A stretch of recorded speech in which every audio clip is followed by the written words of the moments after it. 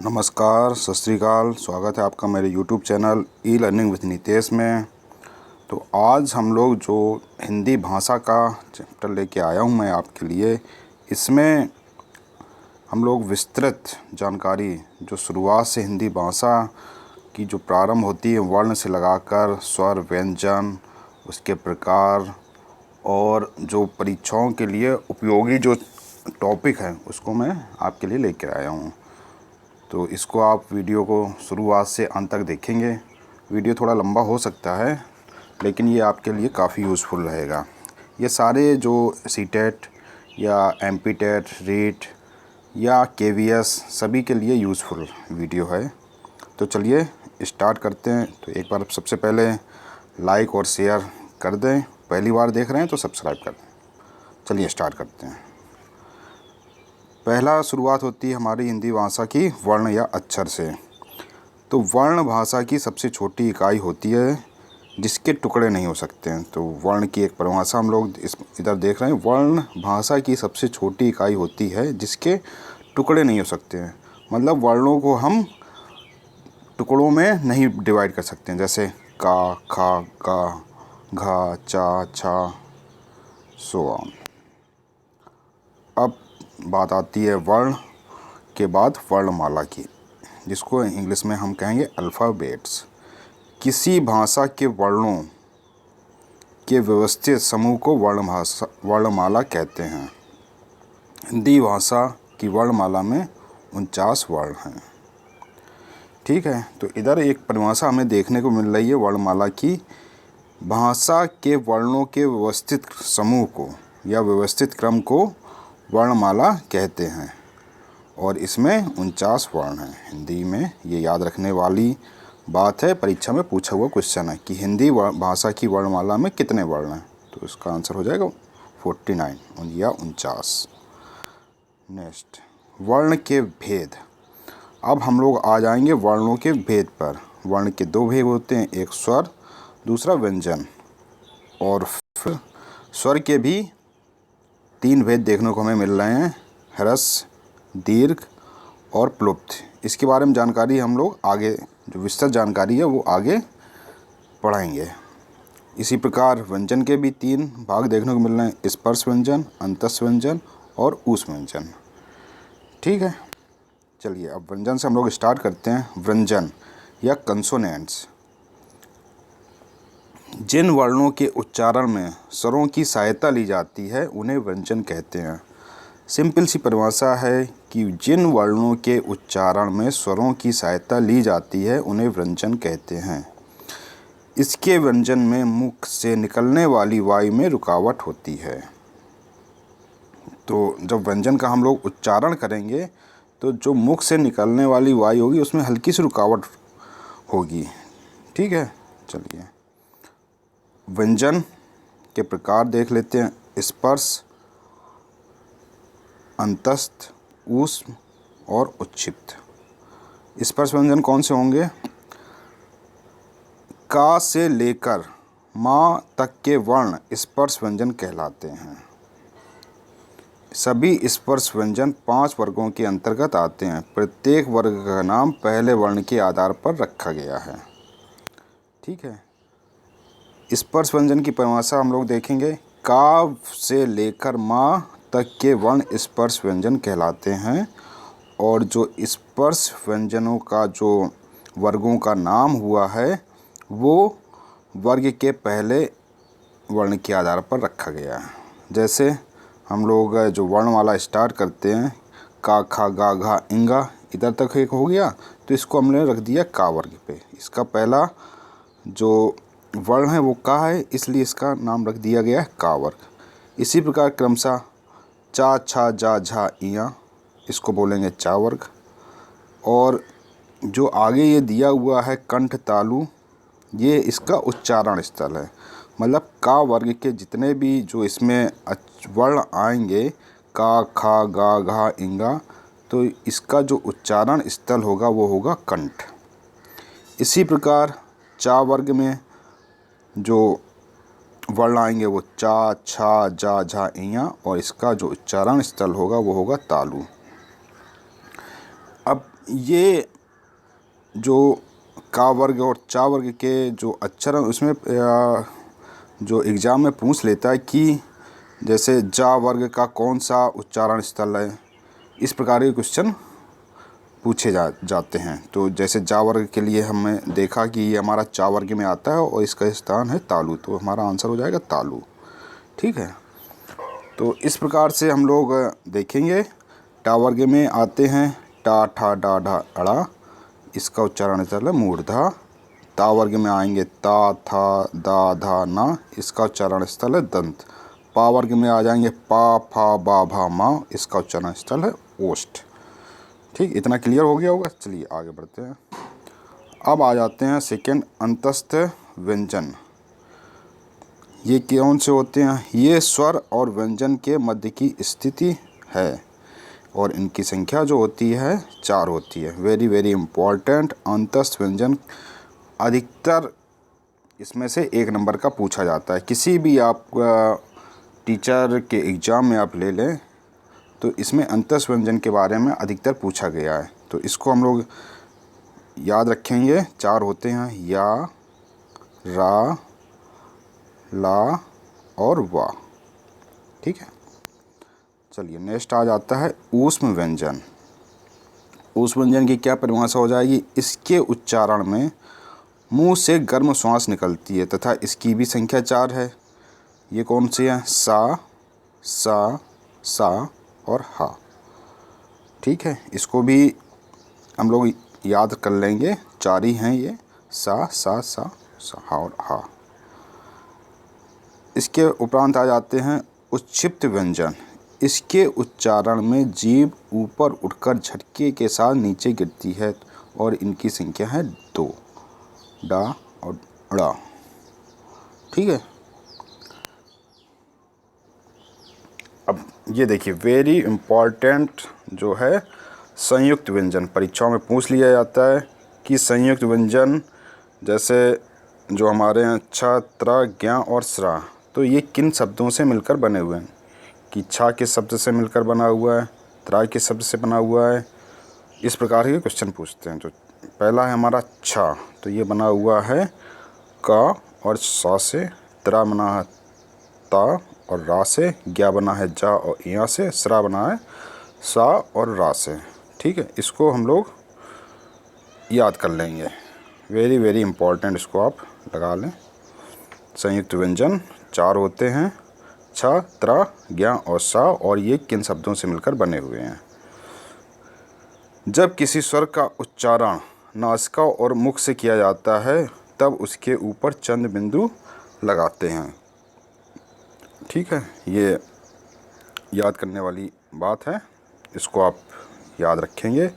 अनुस्वार का उच्चारण, जो अनुस्वार होता है उसका ना मा के समान होता है। इसका चिन्ह है, जो ये वाला चिन्ह दिया हुआ है, ये जैसे ये लगा देते हैं, ये चिन्ह है, जैसे हंस, मंगल, जंगल आदि, तो ये हो जाता है हमारा अनुस्वार। ठीक है, विसर्ग, विसर्ग का उच्चारण हा के समान होता है जैसे, और इसका जो चिन्ह होता है वो 2 बिंदु इस तरह के होते हैं। ये वाला जो चिन्ह बनाया हुआ है ये इसका चिन्ह है विसर्ग का, और अनुस्वार का है ऊपर 1 बिंदु। ठीक है, तो इसका जो उच्चारण स्थल उच्चारण होता है वो हा के समान होता है, जैसे अंतः दुख। नेक्स्ट, अब हम लोग आ जाएंगे स्वर पे। स्वर या वॉवेल्स, वे वर्ण जिनके उच्चारण के लिए दूसरे वर्ण की सहायता की आवश्यकता नहीं होती है स्वर कहलाते हैं। हिंदी वर्णमाला में स्वरों की संख्या 14 है। तो व्यंजन में क्या था? व्यंजन जो थे वो स्वरों की सहायता से बोले जाते थे, और जो स्वर हैं ये वे वर्ण हैं जिनके उच्चारण के लिए किसी दूसरे वर्ण की आवश्यकता नहीं होती है, तो इन्हें स्वर कहते हैं। और इसकी जो संख्या है इसको आप लोग याद रखेंगे, 14 है। अब स्वर के भेद क्या क्या हो जाएंगे? पहला है ह्रस्व स्वर। ह्रस्व स्वर, जिन स्वरों के उच्चारण में बहुत कम समय लगता है उसे ह्रस्व स्वर कहते हैं। जैसे आ ई उ री ली। ठीक है। दीर्घ स्वर, जिन स्वरों के उच्चारण में ह्रस्व स्वर से दुगना समय लगता है उसे दीर्घ स्वर कहते हैं। जैसे बड़ा आ, ई, उ, री, ली, ए, ओ। ठीक है। अब आ जाएंगे प्लुप्त स्वर।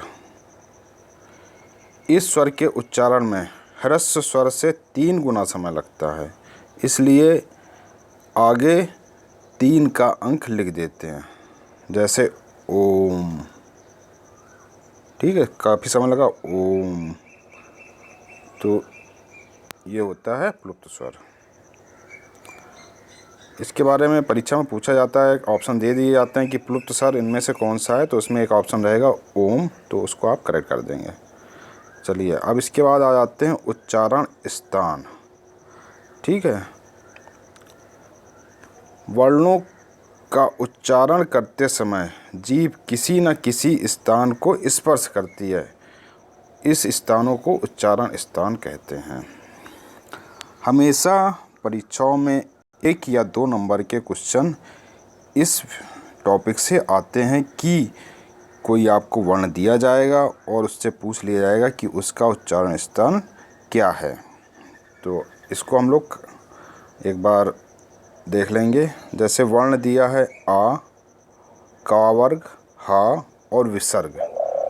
तो इस प्रकार के कितने भी वर्ण दिए हों तो उनका उच्चारण स्थल हो जाएगा कंठ। याद रखेंगे, का वर्ग, हा, विसर्ग और आ, तो इसका उच्चारण हो जाएगा कंठ। सेकंड आता है चा वर्ग, ई, या और सा, तो इसका उच्चारण स्थल हो जाएगा तालु। थर्ड टा वर्ग, री, रा और सा, इसका उच्चारण हो जाएगा मूर्धा। टा वर्ग, री, ला और सा, इसका उच्चारण हो जाएगा दंत। इसके बाद आ जाते हैं पा वर्ग और उ, इसका उच्चारण हो जाएगा ओष्ठ। और लास्ट वाले अड़ा, इया, अड़ा, ना, मा, इसका उच्चारण हो जाएगा नासिका। वा दंत और ओष्ठ, ए कंठ और तालु, ओ और ओष्ठ और कंठ।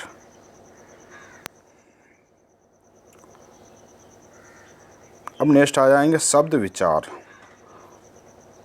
वर्णों के मेल से बने सार्थक वर्ण समूह को शब्द कहते हैं। अब शब्द की परिभाषा इधर से हमें ये मिल जाती है, वर्णों के मेल से बने सार्थक वर्ण समूह को शब्द कहते हैं। जैसे कई प्रकार के वर्ण हैं, का, ला और मा, इनको आपस में जोड़ दिया तो एक हमारा सार्थक शब्द निकल कर आया कलम। ठीक है। अब वर्णों के भेद, वर्णों के 4 आधारों पर विभाजित किया जा सकता है। पहला, उच्चारण के आधार पर, उत्पत्ति के आधार पर, अर्थ के आधार पर, विकार या प्रयोग के आधार पर। ठीक है। तो शब्दों के जो भेद हैं, रचना बनावट के आधार पर, रचना के आधार पर वर्णों के 3 भेद होते हैं, रूढ़, यौगिक और योग रूढ़। एक बार चैनल को लाइक कर दें और पहली बार देख रहे हैं तो सब्सक्राइब कर दें और शेयर कर दें, जिससे काफ़ी लोगों का, आपके दोस्त हैं, उनको भी इसका फ़ायदा मिल सके। चलिए ये देखते हैं रूढ़ शब्द की परिभाषा। जो शब्द किसी अन्य शब्द के मेल से ना बने हों और जिनके खंड का कोई अर्थ निकलता हो उसे रूढ़ शब्द कहते हैं। इनकी शब्दों की उत्पत्ति नहीं होती है, जैसे घर, दूध, नाक, कान आदि। जो शब्द किसी अन्य शब्द के मेल से ना बने हो और जिसके खंड का कोई अर्थ निकलता हो उसे ऋण शब्द कहते हैं। जैसे हमारा घर हो गया, एक बार इसको हम समझ लेंगे। इसका अगर हम खंड करते हैं तो इसका कोई भी अर्थ नहीं निकलता है, तो इसलिए इसको हम कहेंगे ऋण शब्द। यौगिक शब्द दो सार्थक शब्दों से बने शब्द यौगिक शब्द कहलाते हैं। इसकी रचना संधि समास प्रत्यय उपसर्ग द्वारा की जाती है। जैसे हमारा जो शब्द हो गया विद्यालय, ये क्या है, एक यौगिक शब्द है। क्यों है? क्योंकि इसमें जब हम इसका विच्छेद करेंगे तो इसमें दो सार्थक शब्द से मिलकर बना हुआ है। जैसे विद्यालय का विद्या और आलय, विद्या का मतलब होता है ज्ञान, आलय का मतलब होता है घर। मतलब इसका जो विच्छेद किया गया है इसमें से इसके सार्थक शब्द निकल रहे हैं। तो इस प्रकार पाठशाला, इसका भी पाठ और शाला, तो ये हो जाएगा हमारा पाठशाला और विद्यालय एक प्रकार का यौगिक शब्द। योग ऋण ऐसे शब्द जो अपना सामान्य अर्थ छोड़कर परंपरा से चले आ रहे हैं, किसी विशिष्ट अर्थ को व्यक्त करते हैं, वहाँ योग ऋण होता है। जैसे पंकज अर्थात कीचड़ से उत्पन्न होकर, ठीक है। उत्पत्ति के आधार पर भेद, तत्सम, तद्भव, देशज, संकर और विदेशी। अब तत्सम की परिभाषा देख लेते हैं। संस्कृत के बिना किसी परिवर्तन के हिंदी में आगे शब्द तत्सम शब्द कहलाते हैं। जैसे अक्षर, मृत्यु, वर्षा, विद्या, ठीक है। मतलब जो शब्द संस्कृत में प्रयोग किए जाते हैं और उसको बिना किसी परिवर्तन के हिंदी में भी प्रयोग किया जाता है, वे कहलाते हैं तत्सम शब्द। और जो तद्भव हो जाएगा, हिंदी के वे शब्द जो संस्कृत भाषा के विकृत से बने होते हैं उन्हें तद्भव कहलाते हैं। जैसे आग, आंसू, आधा, गधा, तो ये सब क्या हो जाएंगे, तद्भव शब्द। अब देखिए, जो आग बना हुआ है अग्नि से मिलकर बना हुआ है, अग्नि है हमारा तत्सम शब्द, लेकिन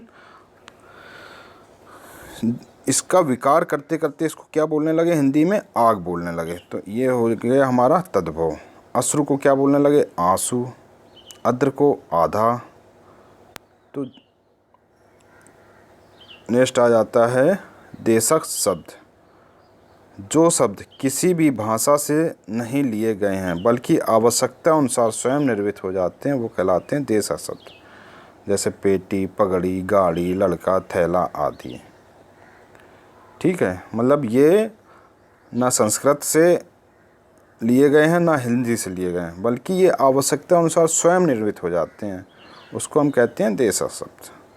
संकर शब्द, जो शब्द भिन्न भाषाओं से मिलकर बने होते हैं तथा हिंदी में अपने अनुरूप ढल गए हैं, उनको कहते हैं संकर शब्द। जैसे अश्रु, गैस, तो अश्रु हो गया हमारा संस्कृत का शब्द और गैस हो गया हिंदी का शब्द, तो ये बन गया अश्रु गैस। टिकट, घर, टिकट हो गया हमारा इंग्लिश का शब्द, घर हो गया हिंदी का शब्द। तो ये दो भिन्न भाषाओं से मिलकर बने होते हैं, उनको कहते हैं संकर शब्द। विदेशी शब्द, हिंदी भाषा में प्रयोग होने वाले विदेशी शब्द कहलाते हैं। जैसे अक्ल, कबूतर, खुराक, गुलाब आदि। अंग्रेजी में जैसे मोबाइल, मेट्रो, कार, ट्रेन, शर्त, कैब, बैग, स्कूल, बैच। तो ये हमारे रोज़मर्रा के शब्द हैं जिसको हम हिंदी भाषा में प्रयोग करने लगे हैं, तो ये शब्द कहलाएंगे हमारे विदेशी शब्द। जैसे अरबी के कुछ शब्द हैं, अखबार, अदालत, इंसाफ, इनाम, औरत, कसम, तारीख। फारसी के शब्द देख लीजिए, आदमी, आमदनी, गुलाब, चिराग, चेहरा, खराब, खरीद। तो ये हो जाएंगे हमारे विदेशी शब्द। अब अर्थ के आधार पर शब्दों के भेद होते हैं। पहला होता है सार्थक, दूसरा होता है निरर्थक। सार्थक, जिन शब्दों में कुछ न कुछ अर्थ मिले उन्हें कहते हैं सार्थक शब्द कहते हैं। जैसे रोटी, पानी, ममता, डंडा। जिन शब्दों में कोई अर्थ नहीं होता वे कहलाते हैं निरर्थक। जैसे रोटी बोटी, पानी वानी, डंडा वंडा। तो इस प्रकार के शब्दों को कहेंगे निरर्थक शब्द। अब देखिए कुछ चिन्ह दे दिए जाते हैं पेपरों में और पूछ लिया जाता है कि इस चिन्ह का क्या नाम है। जैसे ये 2 बिंदु रख दी गई हैं और ये पूछ लिया तो ये शब्द हो जाएगा विवरण चिन्ह, उद्धरण चिन्ह, कोष्टक, संदेश सूचक। ठीक है। विराम चिन्ह। विराम चिन्हों का बहुत ही हिंदी भाषा में महत्व है। तो आइए कौन सा विराम चिन्ह कहाँ पर लगता है उसको हम लोग देखते हैं। विराम चिन्ह का शाब्दिक अर्थ होता है रुकना अथवा ठहराव। जो चिन्ह बोलते या पढ़ते समय रुकने का संदेश देते हैं उन्हें कहते हैं विराम चिन्ह। लेखन के भावों को स्पष्ट अभिव्यक्ति के लिए विराम चिन्हों की आवश्यकता होती है। अब ये देख लीजिए, पूर्ण विराम का चिन्ह, अर्धविराम का चिन्ह, अल्प विराम का चिन्ह, योजक चिन्ह, प्रश्नवाचक चिन्ह, विस्मयबोधक चिन्ह और हंसपद चिन्ह। जैसे कोई भी हम लिखते हैं, कोई त्रुटि हो जाती है तो इसको शब्दों के बीच में ये वाला चिन्ह लगा के, ये चिन्ह लगा के ऊपर लिख दिया जाता है। तो त्रुटि के लिए ये हंसपद चिन्ह हो जाएगा। इसको आप लोग याद करिएगा। विकार के आधार पर शब्द के भेद होते हैं। विकारी शब्द, अविकारी शब्द। विकारी शब्द किसे कहते हैं? जिन शब्दों का रूप, लिंग, वचन, कारक या काल के कारण परिवर्तन होता रहता है वे विकारी शब्द कहे जाते हैं। जैसे कुत्ता, कुत्ते, कुत्तों, मैं, मुझे, मेरा। ठीक है। तो इसका जैसे बहुवचन हो जाएगा, कुत्ता का तो कुत्ते बन जाएगा, कुत्तों हो जाएगा, मैं का मुझे हो जाएगा, मेरा हो जाएगा। तो ये कहलाएंगे विकारी शब्द। अविकारी शब्द जिन शब्दों के रूप, लिंग, वचन आदि के कारण कभी कोई परिवर्तन नहीं होता उन्हें कहते हैं अविकारी शब्द। जैसे यहाँ, किंतु, नित्य और हे, हरे। तो इनका कोई भी लिंग हो, कोई भी वचन हो, लेकिन इनका परिवर्तन नहीं होगा। ये एक वचन में भी वही प्रयोग होंगे, बहुवचन में भी प्रयोग होंगे, पुल्लिंग में भी यही प्रयोग होंगे और स्त्रीलिंग में भी यही प्रयोग होंगे। तो वो कहलाएंगे अविकारी शब्द। अर्थ के आधार पर शब्द के भेद। पर्यायवाची, विलोम, अनेकार्थी वाक्यांशों के लिए एक शब्द, एकासी समानार्थ शब्द युग्म। शब्दों की रचना कैसे की जाती है? रूढ़ या मूल शब्दों में उपसर्ग या प्रत्यय जोड़ने से जिस नए शब्द की रचना होती है उनसे कहते हैं यौगिक।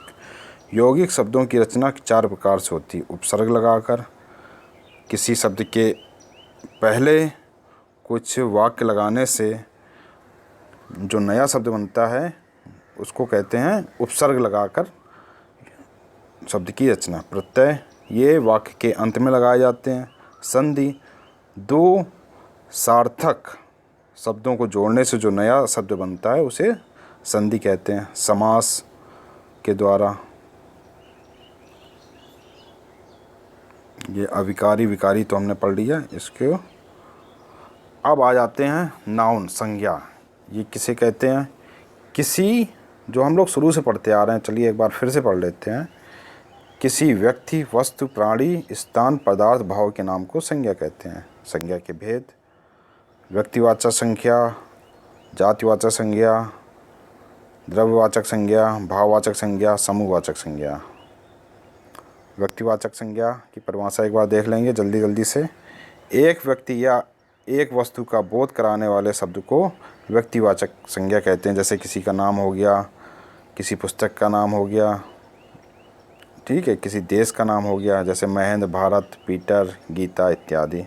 जातिवाचक संज्ञा, जातियों या वस्तुओं की जाति का बोध कराने वाले शब्द को जातिवाचक संज्ञा कहते हैं। जैसे मनुष्य, पशु, पक्षी, वस्तु या किसी पद का नाम, तो ये कहलाएगा जातिवाचक संज्ञा। द्रव्यवाचक संज्ञा। द्रव्यवाचक संज्ञा से उस द्रव्य या पदार्थ का बोध होता है जिसे हम नाप या तौल सकते हैं किंतु गिन नहीं सकते हैं। द्रव्यवाचक संज्ञा को पदार्थवाचक संज्ञा भी कहते हैं। धातुओं या खनिजों के नाम, खाने पीने की वस्तुएं। ठीक है। भाववाचक संज्ञा। वस्तु या व्यक्ति के गुणों का बोध कराने वाले शब्दों को भाववाचक संज्ञा कहते हैं। जैसे प्रेम, शत्रुता, मिठास, खुशी, ये सब कहलाएंगे भाववाचक संज्ञा। समूहवाचक संज्ञा। समूहवाचक संज्ञा से एक ही जाति के व्यक्तियों या वस्तुओं का बोध होता है। जैसे व्यक्तियों का समूह, वस्तुओं का समूह, जैसे कहेंगे सेना। ठीक है, इस प्रकार ये सब कहलाएंगे समूहवाचक संज्ञा। अब बनावट के आधार पर संज्ञा के भेद।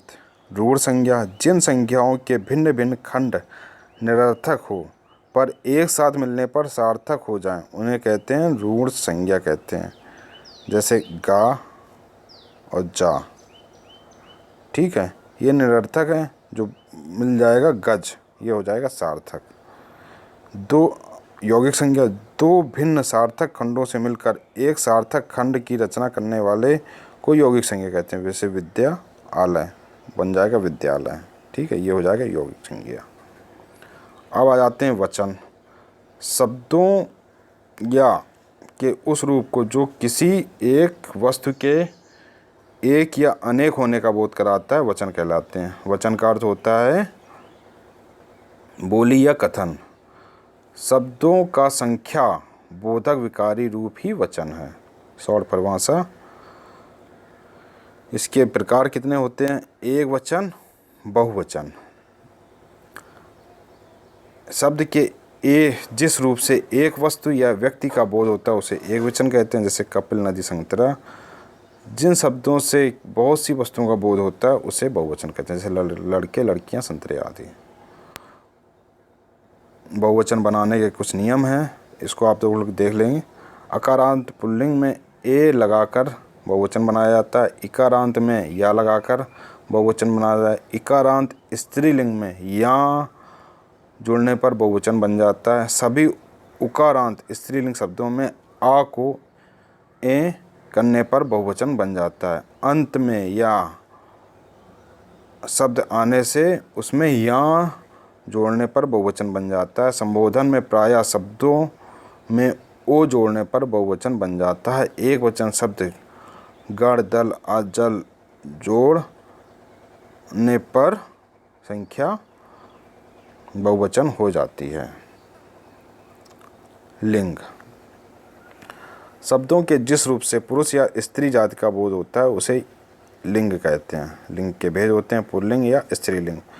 पुल्लिंग किसे कहते हैं? शब्दों के जिस रूप से पुरुष जाति का बोध होता है उसे पुल्लिंग कहते हैं। जैसे लड़का, हाथी, शेर, चूहा। पुल्लिंग की पहचान क्या होती है? मोटी भारी बड़ी वस्तुएं पुल्लिंग होती हैं। जैसे पर्वत, थैला, ट्रक, जहाज। देश, पर्वत, पेड़, अनाज, गृह, मांस, वार प्रायः पुल्लिंग होते हैं। जिन शब्दों के अंत में अक, त्वय, ना या आ आए वे शब्द पुल्लिंग कहलाते हैं। पुल्लिंग जैसे कोई शब्द दिया होगा उसमें आपसे पूछ लिया जाएगा कि ये शब्द पुल्लिंग है या स्त्रीलिंग, तो सबसे जो बेस्ट तरीका है तो उससे आप एक कोई वाक्य बना लीजिए, तो आपको स्वयं ही सब पता चल जाएगा कि ये पुल्लिंग है या स्त्रीलिंग है। ठीक है। स्त्रीलिंग संज्ञा के जिस रूप से स्त्री जाति का बोध होता है उसे स्त्रीलिंग कहते हैं। जैसे लड़की, शेरनी, गाय इत्यादि। अब जैसे स्त्रीलिंग की जो पहचान है सेम वही आप इसमें भी वही पहचान करिए। आप कोई भी शब्द दिया रहे तो आप उसके वाक्य बना लीजिए, तो उससे आपको पता चल जाएगा कि यह शब्द पुल्लिंग है या स्त्रीलिंग। कारक। संज्ञा व सर्वनाम का वह रूप जिससे क्रिया से संबंध प्रकट होता है कारक कहलाता है। कारकों के प्रकार: कर्ता, कर्म, करण, संप्रदान, अप्रदान, संबंध, अधिकरण, संबोधन। और जो उसकी विभक्तियाँ वो उसके सामने दी गई हैं। कर्ता ने कर्म को करण से के द्वारा, संप्रदान को के लिए, अपादान से अलग होने के अर्थ में, संबोधन का की के रारी रे नानी ने, अधिकरण में पर संबोधन है वो हरे।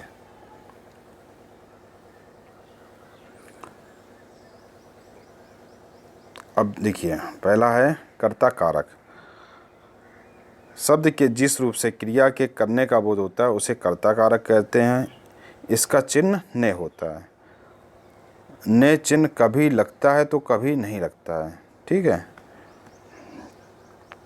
कर्म कारक, इससे क्रिया के फल भोगने का बोध होता है और इसकी विभक्ति को कहते हैं कर्म को।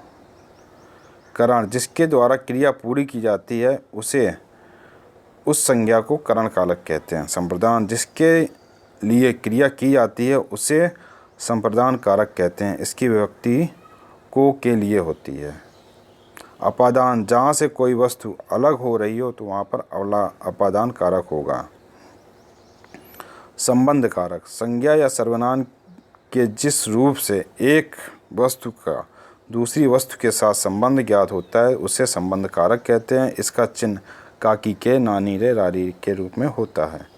अधिकरण कारक, संज्ञा के जिस रूप से आधार प्रकट होता है उसे अधिकरण कारक कहते हैं। इसकी विभक्ति चिन्ह में पर है। संबोधन कारक, संज्ञा के जिस रूप से किसी को संबोधित किया जाता है वह संबोधन कारक कहलाता है। इसका चिन्ह होता है हे, रे, अरे।